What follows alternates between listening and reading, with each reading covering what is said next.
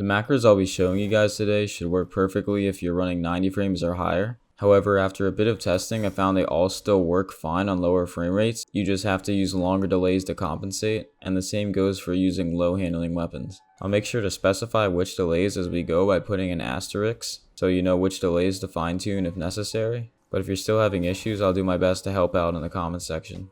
So if you've never made a macro before, I recommend using Razer Synapse, Logitech G-Hub, or Macrogamer if you can't use those other two. But any macro software will do. I just find Razer and Logitech software to be the most user friendly. I'll be doing it on Macrogamer though, since everyone can download this one. But the macro order and delays I show you should be exactly the same no matter what software you're using. So assuming you just finished downloading Macrogamer, open it up, press create new, and then press insert to input the key presses and delays you want. But go ahead and delete all the delays in between after inserting them. They're just not necessary in most cases. And you can use these to move anything you want up or down. You can adjust your delays with this thing here. And if you want to save your macro, just press OK after naming it.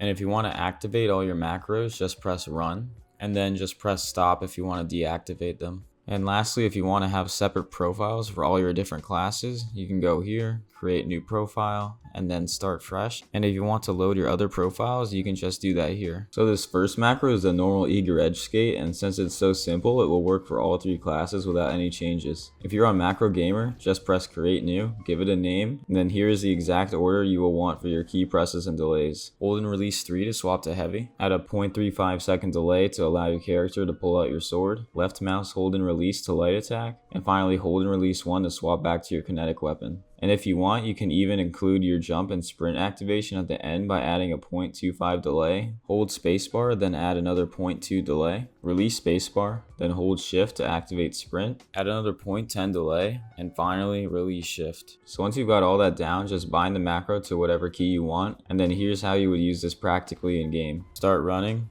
Jump, press the button you assign your macro to while midair, then manually glide or jump if you didn't include it in the macro, and just sprint and bunny hop like usual. For warlock, I created one for eager edge icarus dash skating and another for well warlock skating. For icarus skating, hold and release 3 to swap to heavy, add a 0.35 delay, hold and release left mouse to light attack, add a 0.10 delay, hold and release 1 to switch back to kinetic, add a 0.20 delay, hold space for burst glide, add another 0.20 delay, release spacebar, hold and release K for Icarus dash, hold shift to activate sprint, add a 0.15 delay, and then release shift. To use this in game, just start sprinting, jump, press your macro keybind midair, and sprint and bunny hop like usual again. And then the order for well skating is hold and release 3 to swap to heavy, add a 0.4 delay, hold right click for heavy attack, add a 0.05 delay, release right click, hold and release space to jump, and finally hold and release X to pop super. In game, all you have to do is either stand on a ledge or run up to the ledge and press the keybind you set for the macro,